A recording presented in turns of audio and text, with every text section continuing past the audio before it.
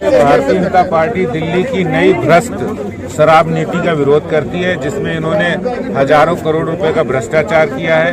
एक बार में 3 दुकानें खोलकर इन्होंने खुला निमंत्रण दिया है युवाओं को शराब पीने के लिए। ये बहुत शर्मनाक है।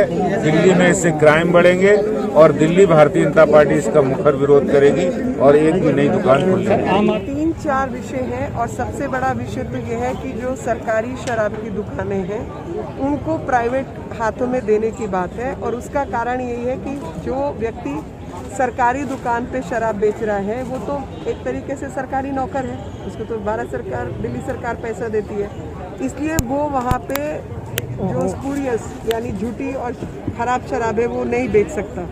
उसको जो लीगल सही शराब है वही बेच सकता है, तो उल्टा सीधा धंधा नहीं कर सकता। दूसरा पक्ष है 25 से उम्र को घटाकर 21 करना, यानी 21 से 25 के बीच की जो जनता है, जो लोग हैं, संख्या बढ़ाना, यानी शराब पीने वालों का नंबर बढ़ाना।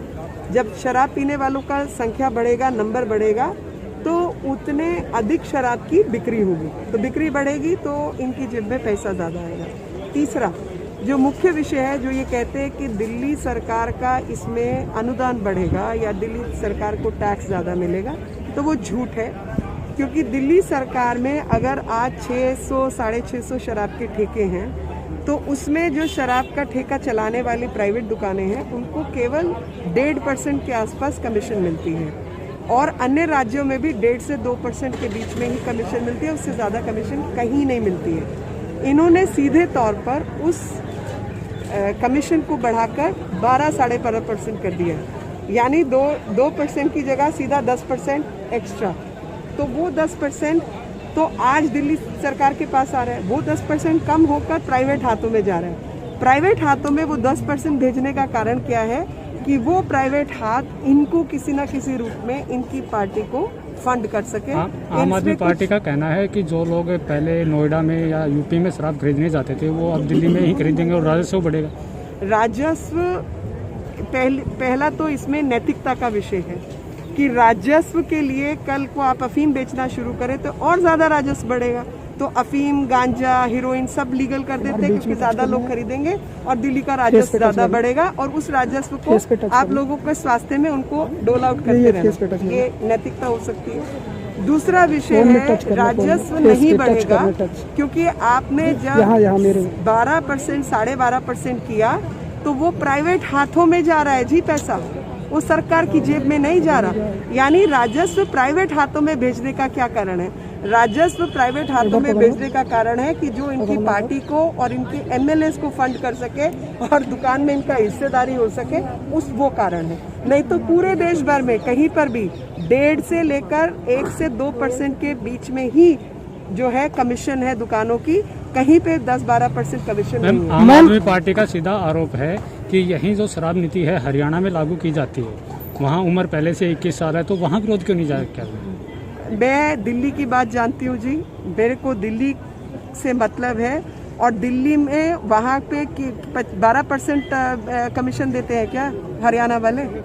आप आधी चीज़ मत बताइए ना, पूरी चीज़ बताइए कि 12% कमीशन कौन से देश के कौन से राज्य में, उसका नाम बताओ।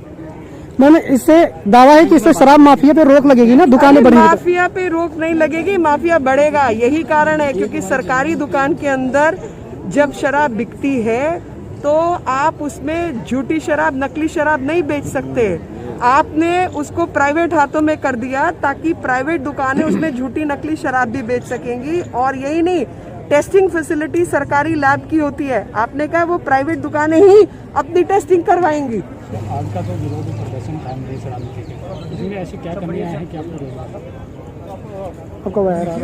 जिस प्रकार से दिल्ली के साथ इतना बड़ा खिलवाड़ किया जा रहा है, आने वाली जनरेशन के लिए एक षड्यंत्र के तरीके से सिर्फ मात्र पैसा कमाना, जिनका उद्देश्य घोटाले करना, जिनका उद्देश्य उसमें इतना बड़ा घोटाला, इतने बड़ा षड्यंत्र के साथ ये लोग कर रहे हैं कि दिल्ली की जनता इन्हें माफ़ नहीं करेगी।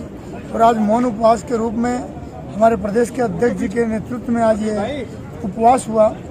और अगर ये इनको एक चेतावनी है, ये चेतावनी से अगर नहीं माने तो ये आंदोलन का रूप लेगा और ये आंदोलन जो है सड़कों पर आएगा, सड़कों से जो है बूथ तक जाएगा, बूथ मतलब कि घर घर तक जाएगा। दिल्ली सरकार का कहना है कि जो लोग पहले नोएडा या यूपी में शराब खरीदने जाते थे वो अभी दिल्ली से खरीदेंगे तो राजस्व बढ़ेगा। हाँ, उनका उद्देश्य अपना कमाई करना और घोटाले करना है। उनको यहाँ उनका क्या है, वो राजस्व का तो एक बहाना है। उन्होंने अपने लोगों को किस प्रकार से इस तरह के षड्यंत्र में जो लिप्त उनके अपने मंत्री हैं, भ्रष्ट मंत्री, उन्होंने यहाँ पे जनता को गुमराह करके और इस तरीके से राजस्व और ये बयान देकर और उनकी नीति यहाँ की दिल्ली को खोखला करना, यहाँ की जनरेशन को बर्बाद करना और अपने लोगों के साथ मिलजुल के और घोटाले करके साठगांठ करके पैसा कमाना। नहीं, उनका तो कहना है कि जो राजस्व आएगा उसे हम बिजली, पानी, परिवहन में खर्च करेंगे। उनके कथनी और करनी में बहुत जमीन आसमान का फर्क है। वो कहते कुछ और है, करते कुछ और है। कुल मिलाकर अगर इसका निचोड़ देखा जाए, आप लोग खुद भी मंथन करिए, शराब जैसी चीज इस तरीके से सार्वजनिक रूप से उसकी ट्रेनिंग तक दी जाएगी तो दुर्भाग्य की बात है। दिल्ली जैसी शहर के अंदर इस प्रकार से आने वाली जनरेशन या लोगों के साथ कितना बड़ा खिलवाड़ खेल रहा जा रहा है। ये इसकी बुद्धि भ्रष्ट हो गई है और उसकी बुद्धि को दुरुस्त करने के लिए भारतीय जनता पार्टी आंदोलन पे आंदोलन करेगी और ईंट से ईंट बजा देगी, ये मैं आपको विश्वास है। अब तो दिल्ली एक केंद्र शासित प्रदेश होने के नाते केंद्र सरकार की तरफ से कानून आया जिसमें अगर दिल्ली सरकार कोई भी कानून या पास करना चाहेगी तो उपराज्यपाल की परमिशन के बगैर कोई कानून पास नहीं होगा। तो ये भी तो उपराज्यपाल रोक लगा सकते हैं ना। अभी तो जब इस विषय पे चर्चा होगी वहाँ पर भी अभी हमारे माननीय अध्यक्ष जी जाएंगे, हर जगह ये तो बात की जाएगी, इसको हर कीमत पर रोकना है। हमें तो हमारा एकमात्र उद्देश्य है कि दिल्ली को बचाना है। नहीं, तो फिर प्रदर्शन करने की जरूरत क्या है? सीधा उपराज्यपाल से? नहीं, ऐसा नहीं होता। जनता के बीच में जनता की जागृति और जनता का समर्थन और जनता के क्या व्यू है, भारतीय जनता पार्टी जनताओं के जनार्दन के साथ मिलकर काम करती है, जनहित के लिए काम करती है।